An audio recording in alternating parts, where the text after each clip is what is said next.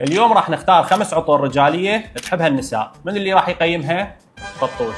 نبدي بالسوفاج الكسير. ايش راح تقيمين يا رقم هذا تخليه بالترتيب؟ 5. 5؟ لانه كلها تستخدموني ما احب. يلا ما حد يستخدمه هذا. هواية حسب متكرر. يلا اوكي. بس انطيته 5 لانه مجبورة. راح اختار البنتلي لانه اصلا اني سيارة احلامي هي البنتلي. هذا كلش طيب.